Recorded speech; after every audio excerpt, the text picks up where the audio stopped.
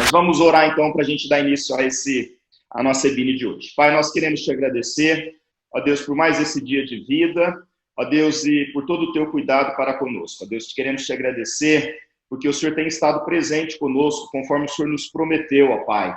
E a tua presença é perceptível, o teu cuidado, o teu amor, a tua provisão, as tuas bênçãos, ó Deus, nós te agradecemos por tudo isso, ó Pai. E agora que temos esse privilégio, essa alegria de estarmos juntos online, ó Deus, para estudarmos a tua palavra, ó Deus, nós queremos te pedir em nome de Jesus que o Senhor nos abençoe com a iluminação do teu Espírito Santo, ó Pai. Assim como o Senhor inspirou os teus filhos no passado para escreverem, ó Deus, registrarem, ó Deus, a tua vontade, a tua palavra, aquilo que o Senhor queria revelar a nós, ó Pai, que o Senhor nos inspire com este mesmo Espírito Santo, ó Pai, para que nós possamos ler a tua palavra, estudar a tua palavra, aprender com ela, ó Deus, e ao sermos desafiados a viver como ela nos ensina, que nós também sejamos fortalecidos pelo teu Espírito para que isso aconteça, ó Pai. Nos abençoe, então, quando nos reunimos como igreja em torno da palavra que é do Senhor, ó Pai. Alimenta-nos, ó Pai. Ó Deus, que esse tempo seja um tempo agradável para todos nós. Em nome de Jesus. Amém. Amém. Amém, queridos. Nós vamos ler, então, Atos, capítulo 4. A partir de agora, eu não consigo mais acompanhar quem está comigo, quem não está comigo, quem está escrevendo no chat ou não. E aí vocês podem ir interagindo aí. Vocês sabem que se vocês quiserem falar alguma coisa, fazer alguma pergunta, vocês podem usar o chat, né? Em algum cantinho aí vai aparecer essa palavra, você pode abrir ali, a Raquel anota, notifica, por favor, Raquel me manda pelo WhatsApp, de vez em quando eu vou abrir aqui o WhatsApp e vou ver se tem alguma mensagem. Ou vocês podem mandar direto para o meu WhatsApp. O pessoal que está me ouvindo aí, eu sei que na aula passada tinha gente do Brasil, tinha gente do Brasil, não só a minha família, mas outras pessoas também. Quem não tem o meu número salvo no seu celular, seria muito importante fazer isso. Por quê? Porque eu vou adicionar você no broadcast que a gente tem, que eu tenho dos alunos da EBINE, para poder me comunicar com vocês. Os meus alunos que já estão nesse broadcast sabem que eu não fico mandando mensagem toda hora, às vezes eu nem consigo responder algumas coisas, mas é mais para informação mesmo, tá? Então, não precisa ficar preocupado que eu vou encher o seu WhatsApp de mensagem, de conversa boba. Não, isso não acontece comigo, tá bom? Vai ser sempre para passar alguma informação sobre a nossa aula. Se você não salvar o meu número, ainda que eu salve o seu e coloque o seu número no meu broadcast aqui, quando eu disparar uma mensagem, você não vai receber, tá bom? Então, por isso que é importante que você salve o meu número. O meu número é 407-863-80. Depois a Raquel puder compartilhar isso para os irmãos da igreja. Tá bom, Raquel? Principalmente para os visitantes, né, aqueles que não são da igreja. A maioria dos irmãos da igreja tem o meu número. Então vamos começar. Nós já oramos. Hoje nós vamos falar sobre o capítulo 4, Pedro e João perante o Sinédrio e também reunidos com a igreja. Uma obra inspirada pelo Espírito Santo, um livro escrito por Lucas, o médico. Eu vou fazer a leitura, então, do texto, e aí nós vamos começar a nossa meditação. Hoje, nós não vamos ver o capítulo 4 todo. A minha intenção é irmos até o versículo de número 31. Aliás, eu acho que este capítulo deveria ter terminado no de número 31 e o 5 iniciado no 32, mas por alguma razão não organizaram assim a Bíblia. Isso não tem nada a ver com seus autores originais. E eu também acho que, na verdade, o capítulo 4 deveria fazer parte do capítulo 3. O dia que eu editar a minha Bíblia, a Bíblia do pastor Sandro, comentada e anotada, eu vou mudar algumas coisas aí. Irmãos, não estou falando que vou mudar na palavra de Deus, não, tá bom? Senão vocês vão falar, o pastor falando que não está mudando a Bíblia, não é isso não. É porque essas divisões, né, não estão nos livros originais aí, tá bom? Mas, tendo dito isso, que de importância não tem absolutamente nada, foi só para perder tempo, vamos começar a leitura do capítulo 4.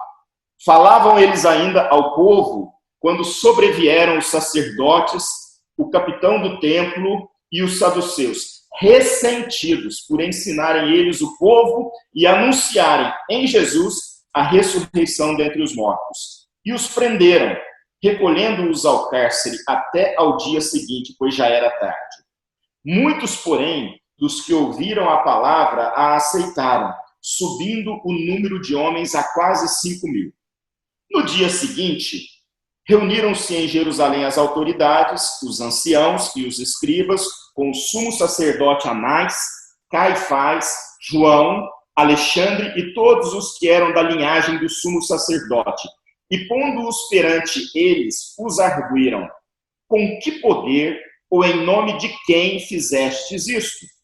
Então Pedro, cheio do Espírito Santo, lhes disse: autoridades do povo e anciãos, visto que hoje somos interrogados a propósito do benefício feito a um homem enfermo e do modo por que foi curado, tomai conhecimento, vós todos e todo o povo de Israel, de que, em nome de Jesus Cristo, o Nazareno, a quem vós crucificastes e a quem Deus ressuscitou dentre os mortos, sim, em seu nome é que este está curado perante vós. Este Jesus é pedra rejeitada por vós, os construtores, a qual se tornou a pedra angular. E não há salvação em nenhum outro, porque abaixo do céu não existe nenhum outro nome dado entre os homens pelo qual importa que sejamos salvos.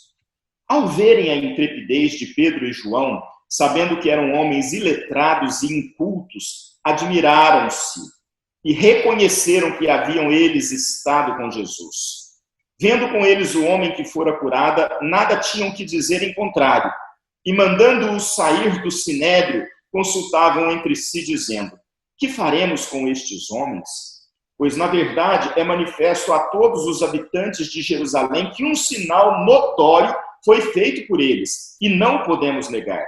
Mas para que não haja maior divulgação entre o povo, ameacemo-los para não mais falarem deste nome a quem quer que seja. Chamando-os, ordenaram-lhes que absolutamente não falassem, nem ensinassem em o nome de Jesus. Mas Pedro e João lhes responderam: julgai se é justo diante de Deus ouvir-vos antes a vós outros do que a Deus. Pois nós não podemos deixar de falar das coisas que vimos e ouvimos. Depois, ameaçando-os mais ainda, os soltaram, não tendo achado como os castigar por causa do povo, porque todos glorificavam a Deus pelo que acontecera. Ora, tinha mais de 40 anos aquele em quem se operara essa cura milagrosa. Uma vez soltos, procuraram os irmãos e lhes contaram quantas coisas lhes haviam dito os principais sacerdotes e os anciãos. Ouvindo isto, unânimes, levantaram a voz a Deus e disseram: tu, soberano Senhor, que fizeste o céu, a terra, o mar e tudo que neles há, que disseste por intermédio do Espírito Santo, por boca de Davi, nosso pai, teu servo, por que se enfureceram os gentios e os povos imaginaram coisas vãs? Levantaram-se os reis da terra e as autoridades ajuntaram-se a uma contra o Senhor e contra o seu ungido. Porque verdadeiramente se ajuntaram nesta cidade contra o teu santo servo Jesus, ao qual ungiste Herodes e Pôncio Pilatos, com gentios e gente de Israel, para fazerem tudo o que a tua mão e o teu propósito predeterminaram. Agora, Senhor, olha para as suas ameaças e concede aos teus servos que anunciam com toda a intrepidez a tua palavra, enquanto estendes a mão para fazer curas, sinais e prodígios por intermédio do nome do teu santo servo Jesus. Tendo eles orado, tremeu o lugar onde estavam reunidos, todos ficaram cheios do Espírito Santo e com intrepidez anunciavam a palavra de Deus. Amém, irmãos. Esse é o texto que nós vamos estudar hoje. São dois momentos distintos, mas interligados, evidentemente. O primeiro deles, quando Pedro e João são presos e são levados, então, à presença de todos as autoridades de Israel que compunham o Sinédrio. Eles fazem isto por causa daquilo que ele fez àquele homem, o coxo. O segundo momento, já não tendo com o que acusar, ou como condená-lo e puni-lo por isso, ainda que, ao meu ver, a primeira noite passada na prisão, porque eles passaram essa primeira noite na prisão, já foi uma certa punição, mas não houve uma sentença depois no sentido de que deveriam continuar presos, serem açoitados ou qualquer coisa nesse sentido. Então, no segundo momento, eles são soltos e eles vão ao encontro dos irmãos e juntos, estes irmãos, Pedro e João, eles oram a Deus em função daquilo que havia acontecido. Por que não está passando aqui? Peraí. Ok. Muito bem. Essa reflexão aqui é importante a gente sempre trazer ela, porque no livro de Atos sempre um milagre vai acontecer, né?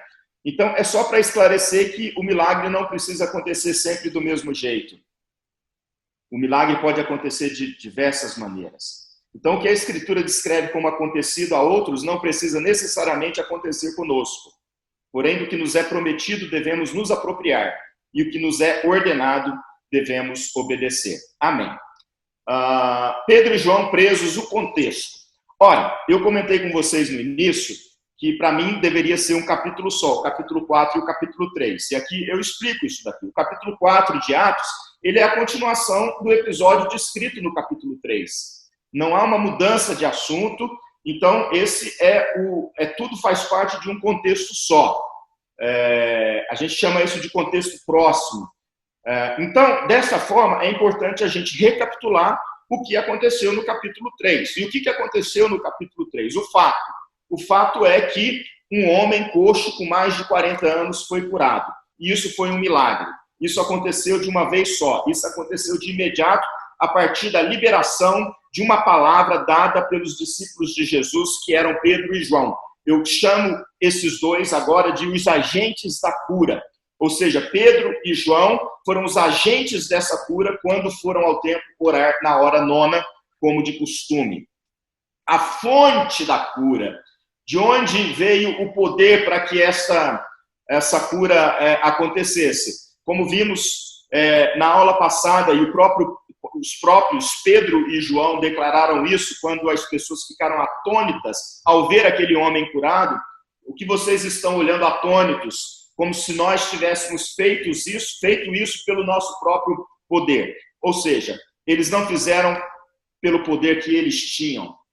A fonte da cura, a fonte de poder, de onde emana o poder? Jesus Cristo, pois foi pela fé em nome de Jesus que a cura aconteceu.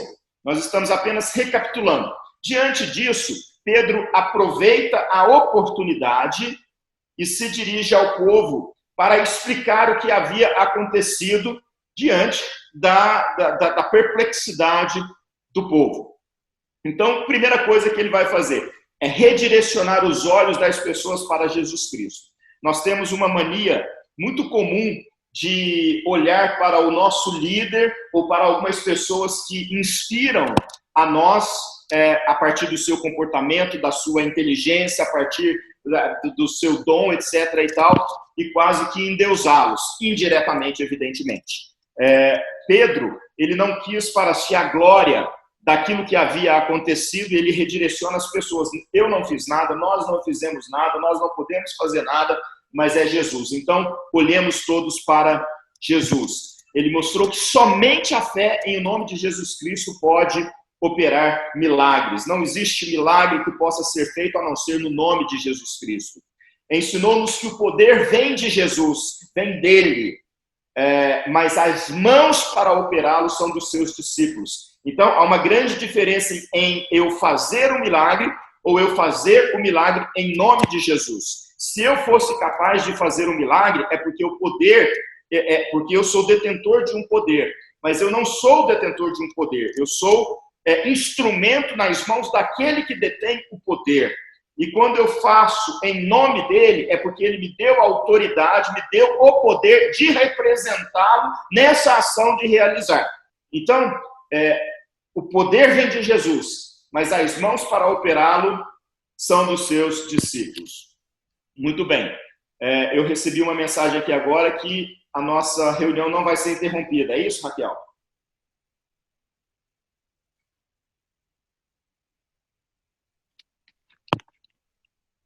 Se por um acaso cair a nossa Esse sim, aula... professor, desculpa que eu não estava achando meu botão. A gente vai seguir direto.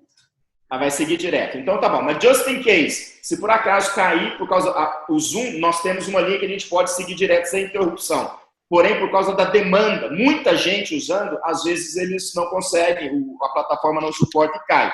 Se isso acontecer, você volte, porque a Raquel imediatamente vai mandar um outro link. Mas, a priori, parece que isso não vai acontecer, tá bom? Não, vai seguir direto. Então vamos lá. Ensinou-nos que o poder vem de Jesus, mas as mãos para operar são dos seus discípulos. A porta deste relacionamento, como é que uma pessoa pode se tornar o detentor desse capacitado para fazer isso, né?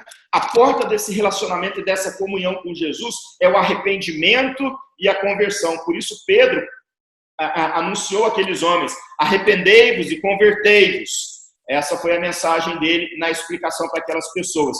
E os que entram por esta porta, que é Jesus, têm os seus pecados cancelados e recebem a paz. Tá, irmãos? Isso é muito importante. Nós falamos muito sobre isso na aula passada. E vivem em santidade, crescendo em maturidade como discípulos. A santidade nada mais é do que você cada dia mais se parecer com Jesus. O discípulo, ele segue o mestre. Nós somos discípulos e o nosso mestre é Jesus. Quanto mais eu me pareço com Jesus, mais santo eu me torno. No sentido de que eu estou me livrando das coisas que me atrapalham no meu relacionamento com Deus, das coisas que me afastam de Deus. Eu estou me limpando do pecado que eu cometo no meu dia a dia, no sentido de não praticá-lo mais, porque ele já não tem poder sobre mim. Lembrando que ele já foi cancelado na cruz do Calvário. Ele já não vai me impedir mais de ir para a glória e viver a vida eterna, porque eles já foram cancelados. E nós temos que ter paz nesse sentido. Nós precisamos acreditar nisso, pela fé. Nós precisamos acreditar e descansar de que é Jesus quem cancela os nossos pecados e não há mais nada que pode nos separar do seu amor. Mas nós continuamos a pecar. Por mais que os seus efeitos já foram cancelados, nós continuamos a pecar. Por isso nós buscamos uma vida de santidade, que é lutar contra o pecado, lutar contra as obras da carne, viver cheios do Espírito Santo, sermos cada dia mais parecidos com Jesus e crescermos. Isso é maturidade. O crente que não cresce não está alcançando a maturidade. Nós precisamos crescer em maturidade. Não desperdiçam as oportunidades para falar de Jesus aos outros.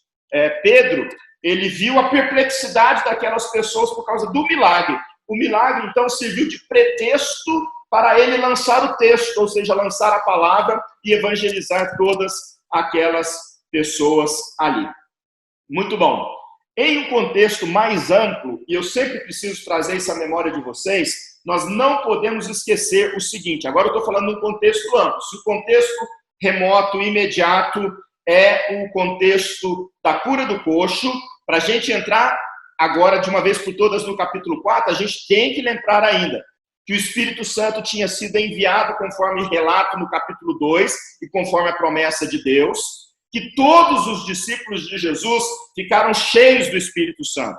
A ideia é de que, naqueles dias, depois do derramamento do Espírito Santo, todos ficaram cheios do Espírito Santo. Que o Espírito Santo confere poder aos discípulos para testemunhar Jesus, ou falar sobre Jesus, e que a fé em o nome de Jesus manifesta o seu próprio poder. Poder de quem? De Jesus. A fé em o nome de Jesus manifesta o poder do próprio Jesus para realizar milagres e confirmar o testemunho acerca de Jesus. É por isso que, no capítulo 2, o milagre do derramamento das línguas estranhas, do som como de um vento impetuoso, das línguas como de fogo, depois vem a pregação do evangelho e a conversão. No capítulo 3, a mesma estrutura. O milagre da cura do coxo, algo extraordinário acontecendo, prepara o terreno para Pedro mais uma vez pregar o evangelho, e ele faz isso. E então a fé em nome de Jesus manifesta esse poder de Jesus para a realização dos milagres, para confirmar o testemunho acerca de Jesus. Portanto, irmãos, os primeiros discípulos e, portanto, a igreja que nascia naqueles dias. Lembrem-se disso. Os primeiros discípulos, vamos pensar nos seguidores mais próximos, nos apóstolos, depois todos aqueles que seguiram Jesus e se converteram de fato, tornando-se discípulos de Jesus. Ali estava nascendo uma igreja, por mais que não era chamada de igreja, estava nascendo a igreja neotestamentária, a igreja do Novo Testamento. Eles estavam cheios do Espírito Santo. Se nós não entendermos e compreendermos isso, nós somos incapazes de acreditar naquilo que eles estavam realizando, naquilo que eles vão fazer durante todo o livro de Atos. Durante todo o livro de Atos. Não é à toa que um Estevão se entrega e é morto, apedrejado. Um homem não poderia fazer isso por si só. Ele só fez aquilo porque ele estava cheio do Espírito Santo, porque ele tinha a convicção daquilo que ele estava crendo e vivendo naqueles dias. Se não é pelo poder do Espírito Santo, os milagres que são relatados e a condução do Espírito Santo, nas viagens de Paulo, por exemplo, o evangelho não tinha chegado até Roma, pois o objetivo do livro de Atos é mostrar a chegada do evangelho até a cidade de Roma, capital do império daqueles dias. Muito bem, então isso é chave. Atos dos apóstolos, Atos do Espírito Santo, feitos, realizados em um nome, pela fé em o nome de Jesus Cristo. Esse é o contexto. Lembra das nossas palavras-chave? Vamos rever algumas e inserir algumas outras hoje. Jesus Cristo, Espírito Santo, poder, evangelização, sinais, prodígios, oração, comunhão, honra, arrependimento, conversão, perdão, santificação, crise. Vem pela perseguição, oportunidade, discipulado, autoridade, obediência e verdade. Irmãos, essas palavrinhas-chave aí, se vocês puderem, a partir das nossas aulas, como a gente vai estar repetindo sempre nos nossos estudos, vai anotando, irmãos, vai anotando, porque tudo isso, vocês vão perceber essas coisas, tudo quando vocês forem fazer a leitura novamente do livro de Atos, como isso está presente na igreja primitiva, na primeira igreja, nos nossos primeiros irmãos e irmãs, e como isso deve estar presente na nossa vida como igreja hoje. Muito bem, aí chegamos, finalmente, parece que eu não fiz Bom, vamos que vamos agora do jeito que está, porque não vai dar tempo de eu mexer mais em nada aqui. Capítulo 4, então, vamos começar agora a fazer a exposição, tendo falado do contexto, do primeiro contexto, do contexto maior. O primeiro versículo começa dizendo que Pedro e João ainda estavam falando ao povo, ainda estavam explicando quando chegaram, então, os sacerdotes, o capitão do templo e os saduceus. Muito bem. Ainda que a palavra sinédrio não apareça aqui, ela vai aparecer só no versículo 16, 17 ou 15, alguma coisa assim, mais lá para o final do texto. O que está acontecendo aqui? Estas pessoas eram autoridades no povo de Israel.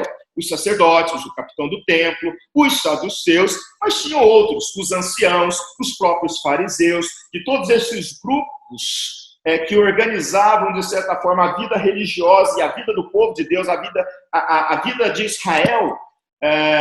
Alguns tinham o papel, eram membros deste sinédrio. O sinédrio era um conjunto dessas autoridades do povo de Israel, composto por 71 membros. Alguns falam 70, é uma forma de arredondar, mas se você levar o pé da letra, segundo o ensino talmúdico, são 71 membros, e julgava, segundo a lei de Israel, segundo as suas tradições.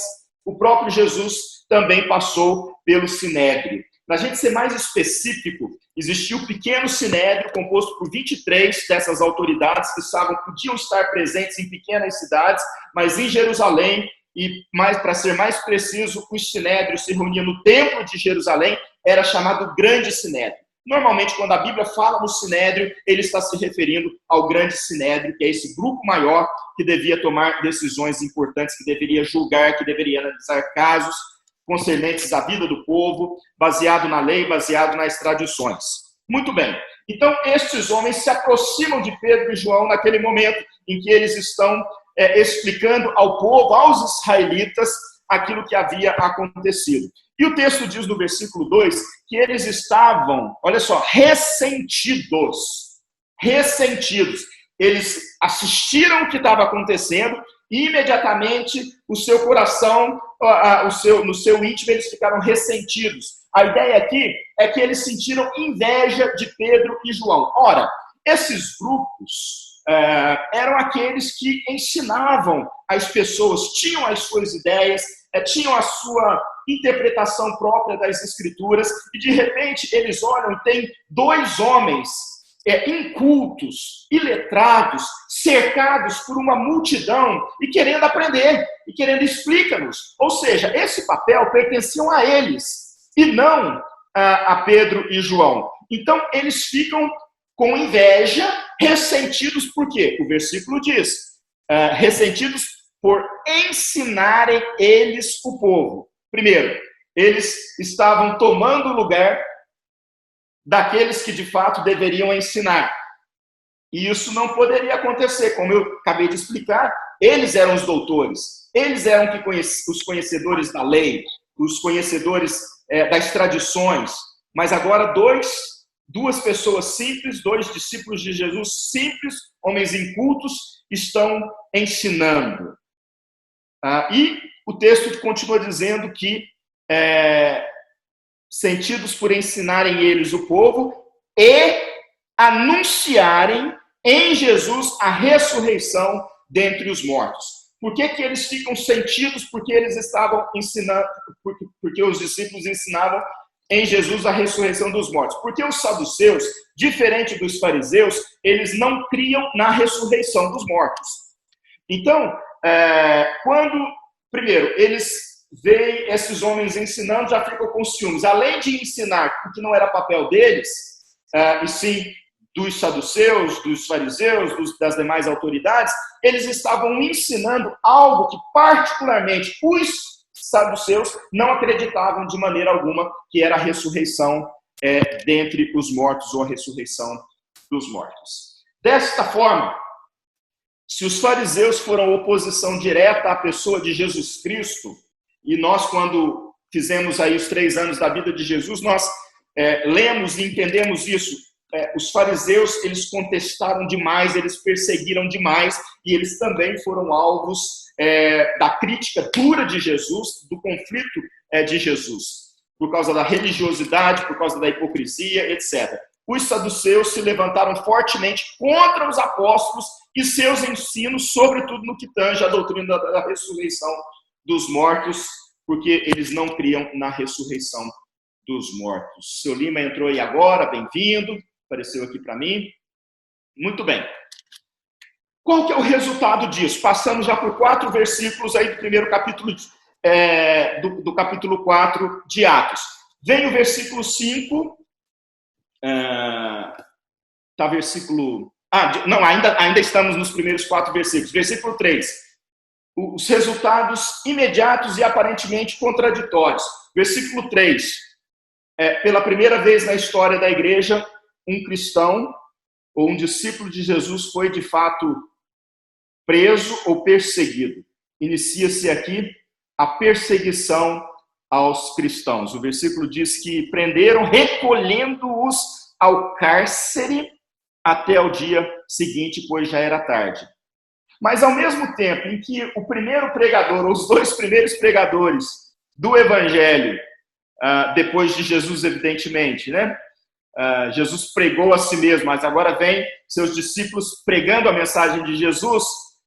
Eles estão sendo acusados, eles estão sendo presos, os líderes religiosos não aceitam a sua mensagem, estão enfurecidos contra eles, e o que acontece no versículo 4? Os que ouviram a palavra aceitaram, subindo o número de homens a quase 5.000. Ou seja, se lá no dia de Pentecostes foram 3.000 pessoas, aqui nesse dia, com a prisão, após a pregação, 2.000 pessoas ouviram a palavra e aceitaram a palavra. Irmãos, Depois a gente vai falar sobre as lições disso, a obra de Deus por detrás de todas essas coisas, né? Mas é bom a gente lembrar que não existe, o apóstolo Paulo, ele fala isso em Romanos, né? Que a fé vem pelo ouvir a palavra de Deus. E para que as pessoas ouçam a palavra de Deus, nós precisamos pregar. Nós precisamos testemunhar. Nós precisamos defender a nossa fé. Nós precisamos saber responder aos questionamentos da nossa fé. Porque quando nós nos colocamos diante de determinadas situações como discípulos de Jesus, nós precisamos explicar o que isso significa. E ao explicar o que isso significa, nós temos que crer que o simples fato de gerar essa oportunidade para que as pessoas ouçam pode levá-las a aceitar o Evangelho, a se arrependerem dos seus pecados e a se converterem a Jesus Cristo. Então, 2.000 pessoas, pelo menos, das que ouviram, aceitaram a palavra. Ora, qual que é a contradição? Essa é a contradição, porque às vezes a gente pensa que é em tempos de bonança, em tempos de paz, em tempos de muitos recursos, é que as coisas vão acontecer. Dentro desse contexto de igreja, o que a igreja faz, qual é a missão da igreja, e não tem como a gente mudar muito o assunto, porque Atos está falando exatamente sobre isso. Muito pelo contrário do que nós imaginamos. Em tempos de perseguição, a igreja cresce. Em tempos de afronta, ela se fortalece. Em tempos em que a nossa fé é questionada, é posta em xeque, Deus faz a tua obra quando nós permanecemos firmes e nos posicionamos fiel às Escrituras, defendendo a verdade, e Ele transforma aquilo que aos nossos olhos é ruim em algo muito bom para a sua obra e para a vida das pessoas. Porque quando nós falamos obra de Deus, nós não podemos pensar apenas numa coisa desconecta com as necessidades humanas e com o bem-estar das próprias pessoas. Porque a própria Bíblia fala isso de forma muito clara, do que vale ganhar o mundo inteiro e perder a sua alma. Então, quando a palavra chega, quando Cristo chega, quando o Evangelho chega, não é só uma questão teórica de que a obra precisa acontecer e a missão está sendo feita. Mas é muito mais do que isso, porque isso está totalmente voltado, ligado às pessoas. Então, a gente não deve se preocupar quando a nossa fé, ela qual que é a palavra que eu estou procurando aqui? Quando nós somos ofendidos por causa da nossa fé. Eu vou dar exemplos contemporâneos disso. Naqueles dias, a perseguição era curta e grossa. A religião que tinha peso, que era aceita, eram as religiões mais velhas, as religiões mais antigas, como o próprio judaísmo. Agora chega alguém modificando as coisas, como é que a gente vai crer nisso? É natural que alguns se levantassem para defender aquilo que até então era a maneira como eles sabiam viver e crer e ter a vida com Deus, que era o judaísmo. Então eles se levantam e perseguem. Nós não queremos Jesus, nós não queremos os ensinamentos de Jesus, nós vamos prender vocês, nós vamos maltratar vocês, nós vamos fazer o que for preciso fazer para acabar com vocês. Hoje, a gente não enfrenta este tipo de perseguição a não ser no mundo muçulmano mais radical, porque até mesmo em alguns países muçulmanos há a tolerância, há o convívio pacífico. Mas existem aqueles países, aqueles estados mais radicais que estão até os dias de hoje perseguindo cristãos. E eu me lembro do dia daquele pastor que testemunhou, agora eu não me lembro, o pastor Edson, falando da igreja no Egito, da igreja de outros lugares no Oriente, em que a pessoa só podia declarar a sua fé e ser batizada e se tornar membro se estivesse preparada para morrer por causa de Jesus. Mas isso, meus irmãos, não era uma fala como nós costumamos dizer aqui hoje, não. Aquilo ali é uma fala de fato, de verdade, porque a partir do momento em que se declara a fé em Jesus, é possível morrer. Mas aqui no Ocidente, do outro lado do mundo, nesse mundo liberal que nós vivemos, a gente é confrontado, a gente é desafiado quando a gente pega, por exemplo, um especial de Natal do Porta dos Fundos e que apresenta Jesus como a maneira como ele foi apresentado. Como a gente pega uma escola de samba que faz o seu, como é que chama aquele? O seu samba enredo, contando uma história de Jesus deturpada, porque é incompleta, porque é falsa, porque não é verdadeira na sua plenitude. E por mais que eu sei que tenha opiniões diferentes acerca de tudo isso, tem gente que achou bonito, inclusive teve pastor evangélico que desfilou na escola. Deixa eu tomar água depois dessa, deixa eu molhar o bico depois dessa. Que carioca é assim, gente, carioca é terrível. Tá lá o Calbi lá fazendo assim. Olha lá, hein? É a Babilônia brasileira mesmo, não tem jeito.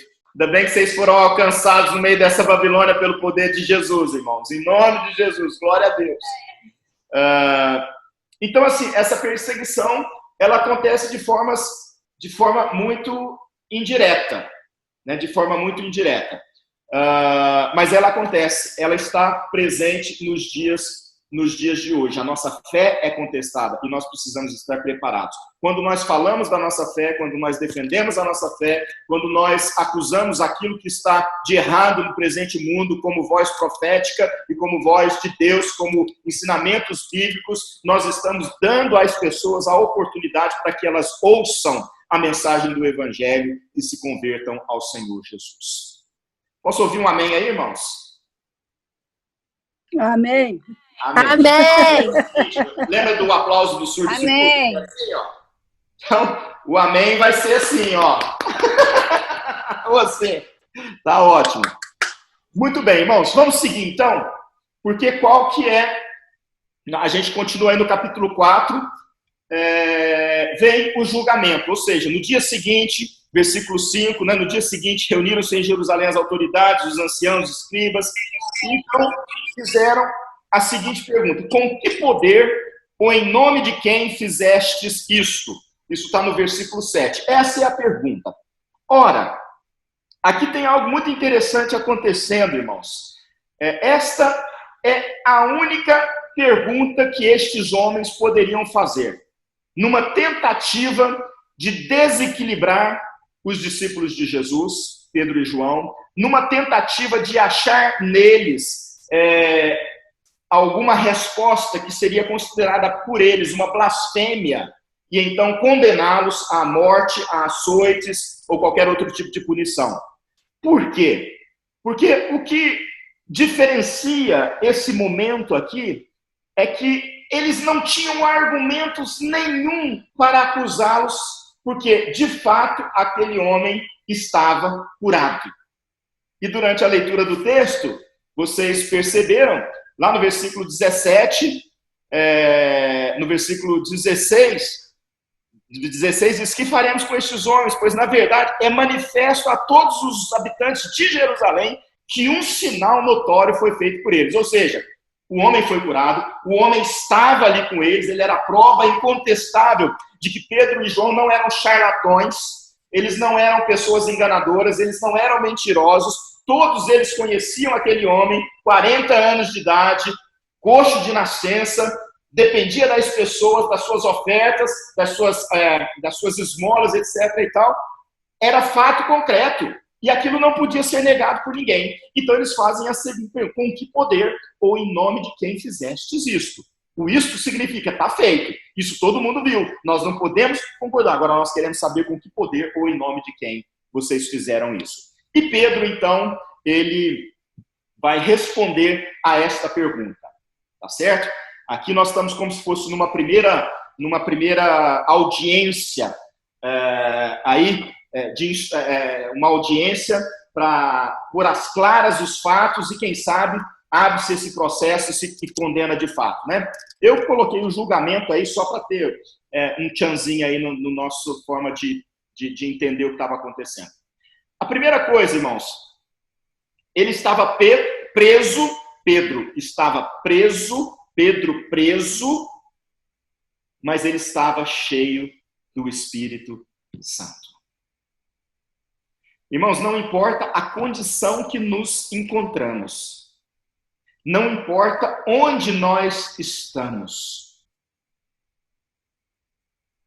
Quando nós estamos cheios do Espírito Santo, nós somos capazes de lidar com essas situações, com esses locais hostis, ou com qualquer tipo de situação destemidos.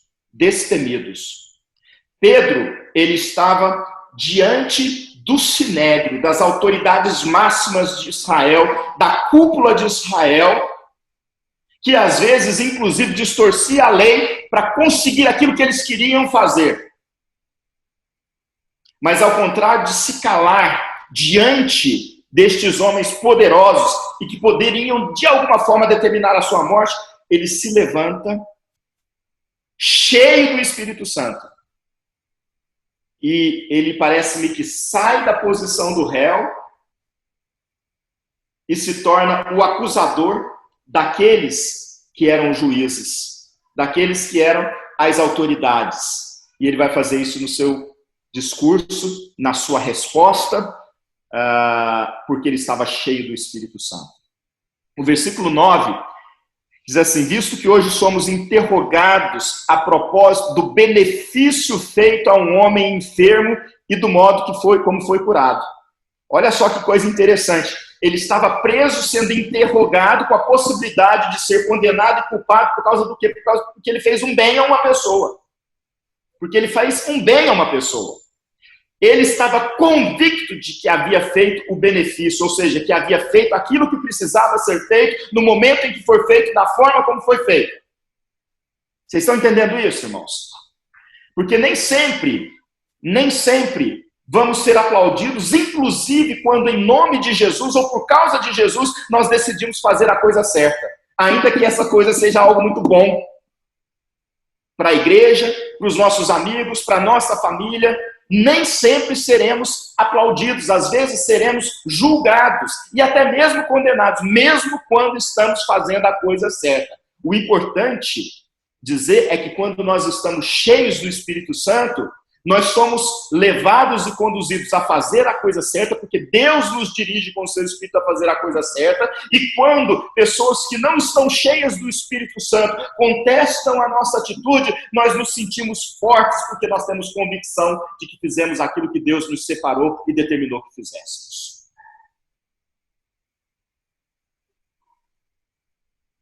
Oh, glória! Oh, glória!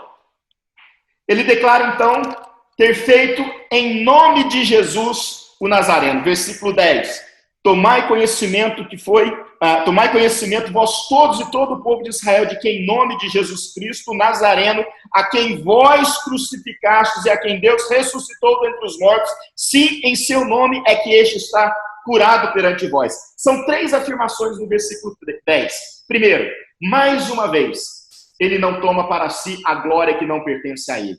Mais uma vez, ele fala, olha, foi em nome de Jesus Cristo Nazareno. Quem tem poder para fazer é Jesus. Eu fui usado por ele. Eu disse sim a ele quando ele me chamou e agora ele me usa porque ele me encheu com o teu Espírito Santo e é ele quem faz. É como se ele dissesse para aqueles homens, vocês crucificaram, vocês mataram, como de fato ele diz aqui, mas vocês deveriam ter glorificado, vocês deveriam ter exaltado aquele homem, porque ele de fato era o Filho de Deus, e é ele quem deve ser glorificado, exaltado, toda a glória ao nome do Senhor Jesus, hoje e para todo sempre. Amém. A segunda afirmação do apóstolo Pedro, ele declara, ele acusa todas as autoridades presentes de tê-lo crucificado. Olha, irmãos, presta atenção na diferença que o Espírito Santo faz na vida da gente. Quando a gente anda no Espírito, está com a nossa consciência tranquila. Presta atenção nisso. Nós não temos medo, nós somos fortes, nós nos tornamos gigantes na fé. Não por causa de nós mesmos, mas por causa da presença do Espírito Santo. Pedro é o mesmo Pedro que negou Jesus 3 vezes antes da crucificação. Pedro é o que, ao receber aquele olhar de Jesus, a hora que o galo canta, ele se amargura no seu íntimo e vai chorar de forma intensa. É esse mesmo Pedro, o Pedro que se tinha pose de corajoso, de bravo, de nervoso, que queria resolver as coisas do jeito dele. num determinado momento mostrou toda a sua fraqueza, porque a hora que foi posto em xeque aquilo que ele estava fazendo da sua vida naqueles dias, ele disse, eu não conheço Jesus. Mas agora, ele está diante da autoridade máxima de Israel, e diante da autoridade máxima de Israel, ele acusa aquelas autoridades, ele vai falar assim, olha, é em nome de Jesus o Nazareno, a quem vós crucificastes. A quem vós crucificastes. E tem mais. Quem é que foi lá buscar Pedro e João quando eles falavam ao povo? Lembra? Os saduceus. Aí vem a terceira afirmação. Para calar a boca dos saduceus e para falar, vocês não sabem nada, vocês não sabem nada, vocês estão perdidos nessa vida. Declara que Jesus foi ressuscitado dentre os mortos por Deus. Ou seja, vocês dizem que ressurreição não existe, mas isso é mentira, porque o meu Jesus, o Jesus que eu conheci, o Jesus que me salvou, vocês o crucificaram, mas o meu Deus o ressuscitou dos mortos, ele está vivo, ele vive para sempre, ele está exaltado, ele é Senhor acima de todas as coisas. E é no nome desse Jesus que tem poder, que esse coxo não é mais coxo, agora ele está curado de toda a sua enfermidade. Irmãos, é a ousadia de uma pessoa cheia do Espírito Santo, é a ousadia de uma igreja cheia do Espírito Santo, é a ousadia que nós devemos ter. E se não temos, nós devemos nos perguntar o que nos falta. Porque o Espírito Santo nós temos, irmãos. Não existe ausência do Espírito Santo em nós. Eu sei que os pentecostais, principalmente, costumam dizer que nós presbiterianos não temos o Espírito Santo, né? Isso não é verdade, nós temos o Espírito Santo. Mas eu hei de concordar que nós, às vezes, relaxamos muito na nossa vida com Deus no que diz respeito buscarmos a plenitude do Espírito Santo e sermos cheios do Espírito Santo. Se Paulo fala, não vos embriagueis com vinho, mas enchei-vos do Espírito, porque nós podemos ter o Espírito Santo, mas não estarmos cheios do Espírito Santo. Nós temos o Espírito Santo que habita em nós, que é o selo da nossa salvação. Por causa disso, nós temos um dono, e esse dono não abre mão de nós. Nós vamos ser salvos, nós vamos viver a vida eterna, mas nós não estamos vivendo na plenitude desse Espírito, no poder desse Espírito, no hoje, no aqui e agora. E é por isso que às vezes nós perdemos muitas batalhas. Nós perdemos muitas batalhas. Não é porque não temos o Espírito Santo, não é porque Deus não olha para nós, mas é porque nós não procuramos nos encher com o Espírito Santo. Pedro, ele, depois de ser cheio do Espírito Santo, pensando no dia de Pentecoste e um tempo que se passou até que vem o episódio do capítulo 3, ele permaneceu cheio do Espírito Santo. E nós devemos ser cheios do Espírito Santo e permanecermos cheios do Espírito Santo. Muito bem. Ele vai dizer ainda que essa pedra rejeitada pelos construtores, que são eles, os líderes, os chefes, as autoridades, se tornou a pedra angular, ou seja, a pedra fundamental, o alicerce, a base. Não existe mais nenhuma segurança a não ser no nome de Jesus, a não ser nessa pedra que é angular, nessa pedra que é firme, nessa pedra que não se desfaz. Isso é tão verdadeiro, isso é tão real. E percebam que eles estão falando isso, Pedro e João, para as autoridades de Israel, autoridades civis e religiosas. E aí ele vai dizer o seguinte, a última afirmação aqui no versículo 12. E não há salvação em nenhum outro, porque abaixo do céu não existe nenhum outro nome dado entre os homens pelo qual importa que sejamos salvos. Se aqueles homens, de alguma forma, através da sua religiosidade, da lei de Moisés, com o zelo que tinham pela lei, alguns inteiros, outros falsos, alguns verdadeiros, ainda que no erro, outros hipócritas, eles buscavam uma segurança em Deus, na sua vida com Deus, uma vida abençoada por Deus, uma vida segura em Deus. Pedro agora está dizendo, vocês não podem encontrar segurança em lugar nenhum. vocês não podem encontrar salvação em lugar nenhum, porque não existe debaixo da terra, abaixo do céu, não existe nenhum outro nome dado entre os homens pelo qual importa que sejamos salvos. Irmãos, fique imaginando a confusão daqueles homens. Ora, de fato, eles fizeram isso porque crucificaram Jesus. Que horas são, gente? Opa, tem tempo. Eles fizeram isso. Porém, eles estão diante agora de um fato que não podia ser negado mais.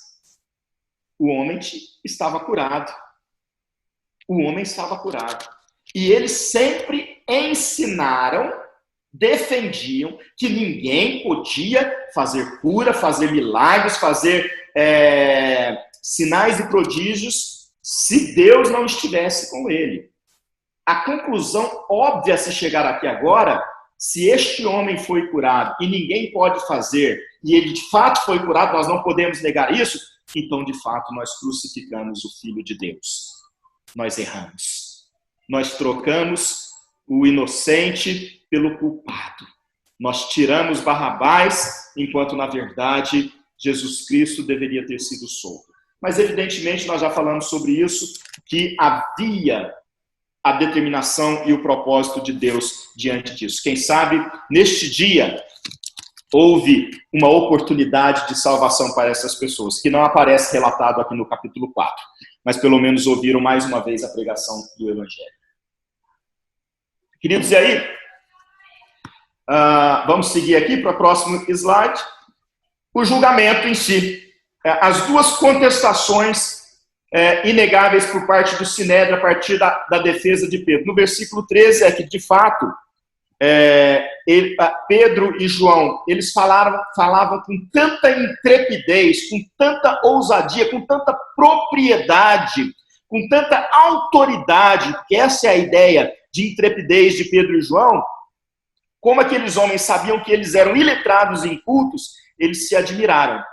Eles se admiraram. Como é que isso pode?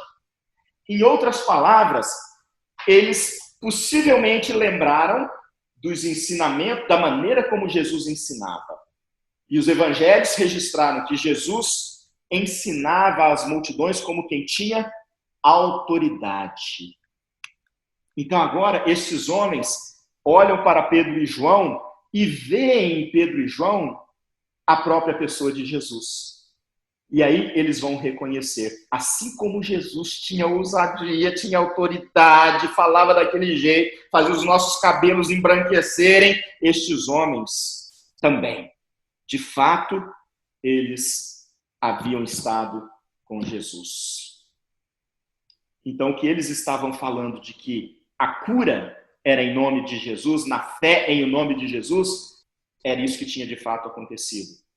E a segunda constatação, em toda a história, que nós já mencionamos várias vezes, que o homem coxo de nascença estava de fato curado. Ou seja, nós estamos totalmente errados. Totalmente errados. E eles precisam tomar uma decisão. Então vem a decisão, o resultado desse julgamento, uma espécie de sentença, mais propriamente uma ordem, né? Como eles não podiam negar o que Pedro havia dito, pois era público e notório, eles podiam usar da autoridade que eles tinham como juízes. Eles não podiam negar absolutamente nada. Tudo que Pedro falou foi correto. Tudo que Pedro falou e fez do jeito que falou. Não tinha para onde fugir. Então, o que nos resta agora para fazer calar Jesus e para que a gente não fique mal diante da população que está eufórica por causa disso que aconteceu, vamos usar da nossa autoridade, vamos falar o seguinte, que eles não podem mais falar e ensinar em nome de Jesus. Versículo 18 relata isso. Chamando-os, ordenaram-lhes que absolutamente não falassem nem ensinassem em nome de Jesus. Essa foi a sentença que eles deram. Agora eu pergunto para vocês, como é que um homem cheio do Espírito Santo pode se calar diante de um chamado e de uma ordem dada por Deus? A resposta de Pedro e João, versículos 19 e 20. Julgai se é justo diante de Deus ouvir-vos antes a vós outros do que a Deus. pois nós não podemos deixar de falar das coisas que vimos e ouvimos. Irmãos, 2 exemplos para mim. Liguem o microfone aí. Eu quero 2 exemplos do Antigo Testamento de homens que não se curvaram diante de homens, de autoridades, servos de Deus que não se curvaram para continuarem fiéis a Deus. Daniel, muito bem. Outros? Moisés? Me conta o episódio. Sadraque, Mesaque e Abednego. Isso aí, Samuel. Não estou te vendo não, mas reconheci tua voz. Sadraque, Mesaque e Abednego. Tem cada um chama de um jeito esse sujeito. É que eu sou da Bahia. É da Bahia. Isso, irmãos. Olha assim, o que está acontecendo aqui agora, mais uma vez, um servo de Deus, um homem temente a Deus, no caso, 2 homens tementes a Deus, são postos em xeque. Ou seja, em outras palavras, nós até podemos acreditar nisso, não vamos confessar isso jamais. As autoridades podiam ter pensado e falado. Ok, está tudo certo, a gente crê nisso, porque está aqui, como é que nós vamos negar?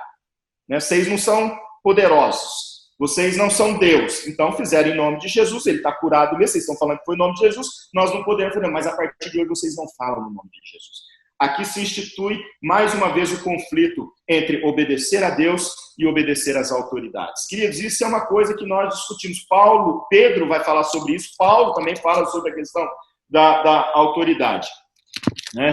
E quando Pedro e João falam, julgai se é justo diante de Deus, ouvir-vos antes a vós outros do que a Deus, eles já estão dizendo, olha, vocês podem fazer o que vocês quiserem conosco, mas nós não vamos parar de falar daquilo que vimos e ouvimos. Mais importa ouvir a Deus, obedecer a Deus, do que obedecer a vocês, ainda que vocês sejam autoridades constituídas. Irmãos, obedecer às autoridades e cumprir a lei é dever de todo crente.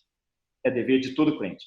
Mas todas as vezes em que a autoridade, o poder civil, o rei, o presidente, o congresso, o parlamento ou qualquer regime de governo humano determinar coisas que ferem a nossa fé, preste atenção nisso, que ferem a nossa fé, nós teremos que tomar uma decisão.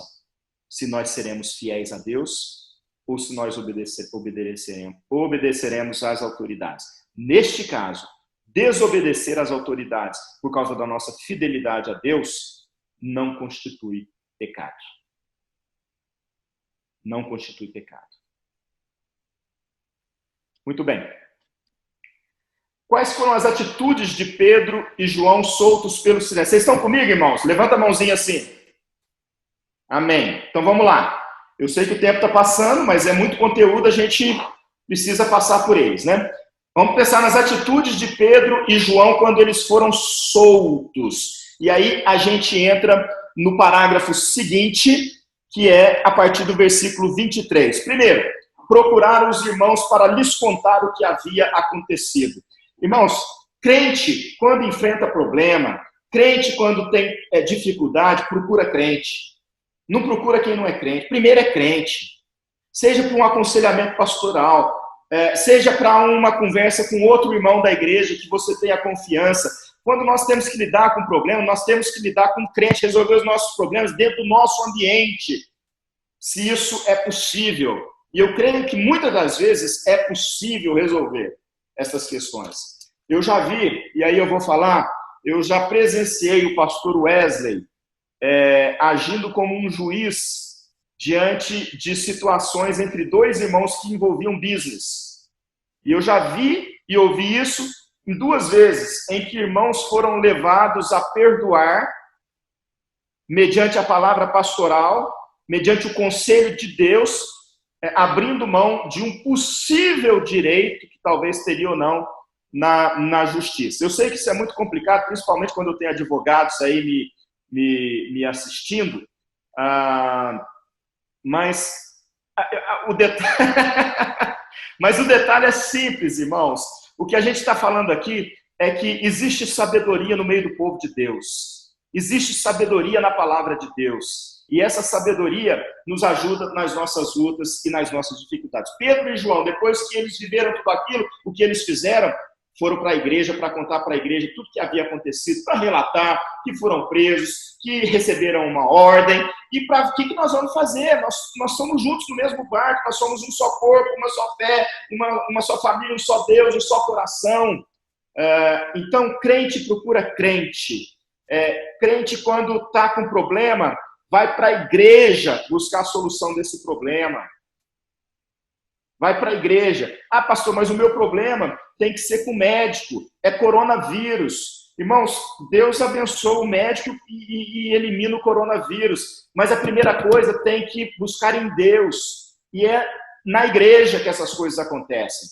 Quando eu falo na igreja, não é só o congregar, mas é o estar ligado à igreja, às pessoas da igreja, aos irmãos e irmãs e viver como igreja. Então, procurar os irmãos para lhes contar o que havia acontecido. Segundo, unânimes, eles levantaram a voz a Deus em oração. Versículo 24 diz, ouvindo isto, aqueles irmãos unânimes levantaram a voz a Deus e oraram.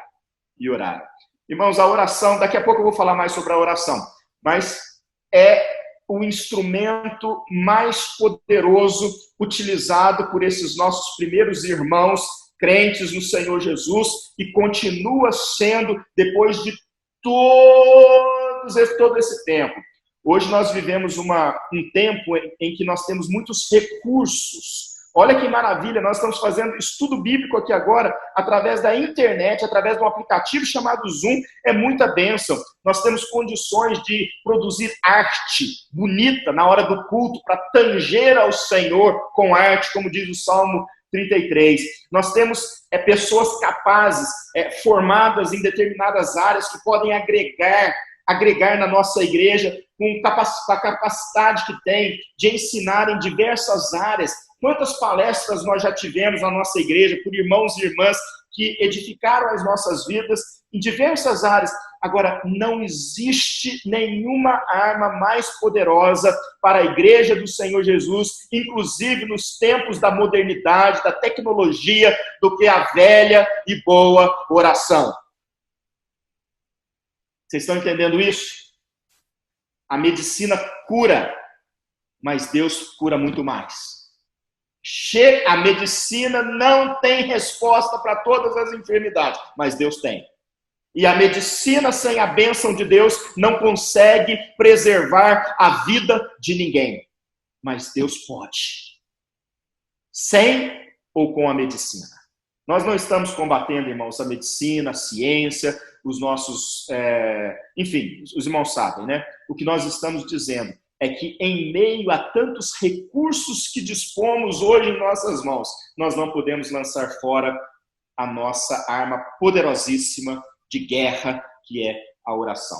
Eles oraram, reconhecendo a soberania de Deus. Deus é aquele que tem a palavra final. Eles oraram, reconhecendo que o mundo foi criado por Deus, aquele a quem tudo e todos pertencem. Deus criou, tudo pertence a Ele. Eles oraram reconhecendo que este Deus sempre falou ao seu povo por meio do Espírito Santo. Oraram reconhecendo que Deus havia profetizado a perseguição que agora enfrentavam e tiveram entendimento de que Deus já tinha falado sobre isso no passado. Eles oraram reconhecendo que melhor é obedecer a Deus do que aos homens. Por isso eles disseram no final da sua oração, versículo 29, agora, Senhor, olha para as suas ameaças e concede aos teus servos que anunciem com toda a intrepidez a tua palavra, enquanto estendes a mão para fazer curas, sinais e prodígios por intermédio do nome do teu santo servo Jesus. Oh Deus, coisa linda. Qual foi a resposta da oração desses queridos? Tremeu o lugar onde estavam reunidos. Irmãos, o tremer o lugar, eu volto àquela primeira reflexão. Não estou dizendo que quando a gente orar por uma causa forte, tem que tremer, tem que aparecer anjo, tem que ver as coisas. Não. Isso aconteceu lá, não precisa repetir dessa forma. Mas a gente tem que pegar o princípio da oração e trazer para a nossa vida. Porque pode não tremer a casa, mas os céus vão tremer. O mundo espiritual vai tremer, Deus vai mover. E o tremor naquela casa foi simplesmente para mostrar para aqueles discípulos que, apesar de terem sido presos e ameaçados, Deus estava com ele, Deus era presente, assim como Deus está presente conosco, Deus é presente na nossa vida hoje. Hoje nós já sabemos disso. Eles precisavam dessa confirmação. Se Deus quiser fazer tremer, vai tremer. Se Ele não quiser fazer, não vai fazer. Mas nós temos que ter a convicção de que as nossas orações fazem o coração de Deus tremer ao nosso favor. Segundo lugar, mais uma vez, todos que estavam ali reunidos, os que não estavam ainda cheios do Espírito Santo, ficaram cheios do Espírito Santo. E diz o final que com intrepidez, ou seja, é um relato do que aconteceu naquele momento e depois acabou aquele momento, porque para anunciar a palavra com intrepidez, eles tiveram que sair daquela reunião. A reunião acabou, ficaram cheios do Espírito Santo e foram seguir suas vidas. E o que eles faziam? Anunciavam com intrepidez a palavra de Deus. Muito igreja. Bem, irmãos, vamos terminar então a nossa reflexão de hoje, fazendo algumas aplicações. Agora eu só vou ler essas aplicações para que a gente pense e para que a gente aplique isso na nossa vida, tá bom? Algumas lições e algumas aplicações do capítulo 4 do livro de Atos. Primeiro, como igreja e como os discípulos do Senhor Jesus. Eu quero dizer como igreja porque nós somos um corpo. Não existe discípulo sozinho e não existe discípulo desigrejado. Existe discípulo desviado que precisa voltar. Então, mas nós temos as nossas experiências pessoais com Deus. O próprio Jesus nos diz: entra no teu quarto, trancada a porta, ora em secreto, que Ele em secreto te recompensará. Nós temos momentos em que nós temos que viver sozinhos com Deus, na nossa luta, na nossa caminhada. Isso faz parte da nossa experiência de intimidade com Deus, tá certo? Por isso eu falo, como discípulos. Mas a gente tem que sempre pensar que discípulo tem igreja. Então, tanto como igreja reunida, igreja que somos, onde quer que estejamos, como discípulos, devemos sempre estar cheios do Espírito Santo. Irmãos, tudo isso que nós estamos lendo acontece porque Pedro e João estavam cheios do Espírito Santo. E quando o Espírito foi derramado, foi para que os seus discípulos de Jesus ficassem cheios do Espírito Santo. Quando Pedro pregava, é porque ele estava cheio do Espírito Santo. Se ele tinha coragem, é porque ele estava cheio do Espírito Santo. Busque a cada dia se encher com o Espírito Santo de Deus. Devemos sempre exaltar a pessoa de Jesus Cristo. Não foi eu quem fiz. Isso ele repete o que já tinha afirmado no capítulo 3. A pessoa de Jesus tem que ser exaltada. No nome de Jesus há poder. Sabe, o nome de Jesus há poder, no sangue de Jesus há poder. Nós precisamos exaltar Jesus Cristo. Não há outro nome debaixo do céu que importa, no qual sejamos salvos. Não há outro nome senão o nome de Jesus. Jesus é o princípio, o meio e o fim. Ele é o alfa e o ômega. Ele é o Filho de Deus. Ele é Deus Emanuel. Ele é o Senhor da nossa vida. Ele é o Senhor do universo. Ele deve ser exaltado sempre. Devemos sempre obedecer a Deus e não aos homens. Irmãos, presta atenção. A gente não é só uma questão de obediência, às vezes é uma questão de querer agradar, que é uma outra situação. Quantas vezes nós, para agradar as pessoas que estão à nossa volta, nós deixamos de testemunhar e de assumir a postura de fé que nós deveríamos assumir. Nós precisamos levantar a cabeça. Crente não pode ter vergonha de ser crente. Crente não pode ter vergonha de falar que crê na oração. Crente não pode ter vergonha de falar que discorda daquilo que o mundo tem falado que hoje é normal, que é assim mesmo, que é dessa forma que vai acontecer. Nós temos que ter coragem de nos posicionarmos como discípulos de Jesus em nome da verdade. Sempre haverá oposição e resistência à nossa fé. Aqueles homens cheios do Espírito Santo foram presos e experimentaram a resistência, a oposição. Sempre teremos oportunidade de testemunhar a nossa fé, assim como nós falamos na aula passada. Olha que coisa tremenda. Nós temos a oportunidade. Pedro, aqui mais uma vez, teve a oportunidade. Prenderam porque eles estavam falando. Quando ele está preso, fazem a pergunta para ele: o que é isso? Em nome de quem? Que poder é esse que vocês fizeram isso? Deram a ele mais uma vez a oportunidade de pregar e pregar segundo a verdade. Item número 7, antes de ir no 6. Devemos sempre nos posicionar do lado da verdade. Pedro não estava preocupado se os saduceus, seria desagradar os saduceus e provocá-los à ira, dizendo que ressurreição é real, apesar deles não acreditarem a isso. A verdade tem que fluir na nossa boca, seja com amor, seja com sabedoria, mas é a verdade, é a verdade, é a verdade. É a verdade que tem que fluir. Nós precisamos viver a verdade, nós precisamos defender a verdade, nós precisamos falar a verdade. Isso não significa que nós devemos odiar as pessoas que discordam de nós, odiar as pessoas que não é discurso de ódio. A verdade é discurso de amor, discurso cheio de vontade de fazer com que aquela pessoa abra os olhos para enxergar. Hoje, em nome da verdade, tem pessoas que estão assustando o mundo. As pessoas estão distanciando pessoas do Evangelho e de Jesus Cristo. Eu ri muito numa charge que mandaram para mim, que era uma foto antiga de Paulo e Silas. Né? Aí dizia assim, que antigamente Paulo e Silas louvavam juntos ao Senhor na prisão, se referindo a um texto aqui de Atos dos Apóstolos. Hoje, se referindo ao pastor Paulo Júnior e ao pastor Silas Malafaia, aí vem assim, hoje Paulo e Silas brigam na televisão. Né? Por quê? Porque a verdade sim, mas a verdade tem que ser recheada de amor e de ternura, para que ela flua. Isso vale para o Evangelho, isso vale para aquilo que a gente crê no que diz respeito ao nosso comportamento dentro de casa. Quantas vezes nós perdemos a oportunidade de abençoar a nossa casa, a nossa família, porque nós falamos a verdade, mas falamos a verdade sem sabedoria e sem amor. Então, muito bem. O versículo 6, ao mesmo tempo em que a gente vai ser sempre confrontado pela nossa fé, como Pedro e João foi, nós também vamos sempre atrair pessoas para Jesus. Porque, irmãos, sobretudo nos momentos de crise, crise é uma oportunidade tremenda para que pessoas que, inclusive, não creem em Jesus, já debocharam da nossa fé, se rendam ao Senhor Jesus. Como igreja e como discípulos, nós devemos sempre viver em comunhão com nossos irmãos e irmãs. Não existe melhor lugar, apesar de ser imperfeito ainda, para se viver e se estar do que a igreja do Senhor Jesus. Pedro e João saíram da prisão do Sinédrio e foram direto encontrar com a igreja. Devemos sempre compartilhar uns com os outros nossos desafios e problemas. Já falei muito sobre isso. Não se tranque no seu vazio, no seu medo. Encontre alguém na igreja onde você possa abrir o seu coração, falar dos seus medos, pedir as suas orações. Deus abençoe nesse sentido.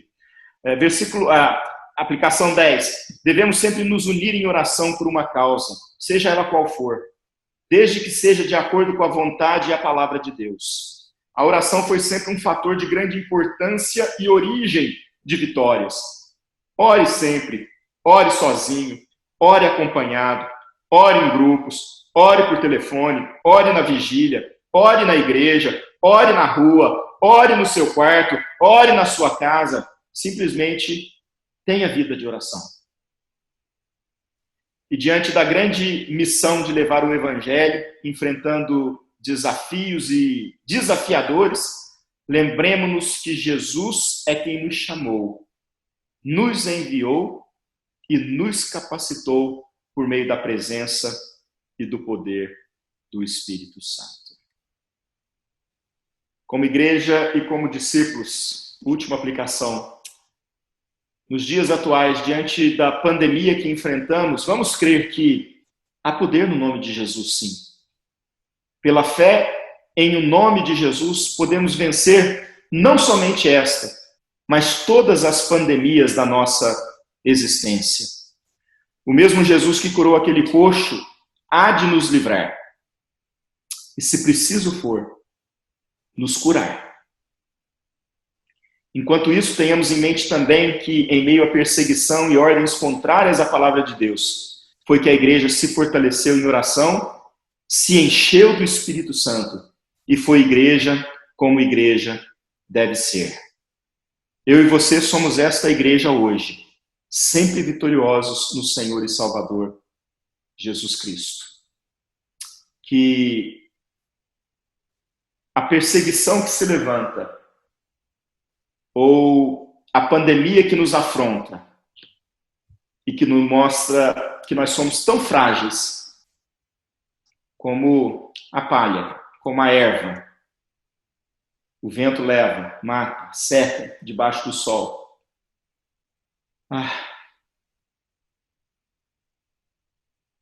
Que seja um momento, irmãos, que a gente não perca a fé, não fuja, não culpe a Deus. Não pense que Deus tenha abandonado a sua criação e os seus filhos e filhas, que podem ser contaminados com isso.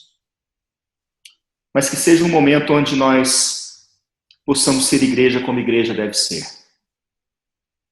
Que seja um momento em que, a despeito da dor, do medo, da ansiedade, nós possamos lançar tudo isso aos pés de Jesus.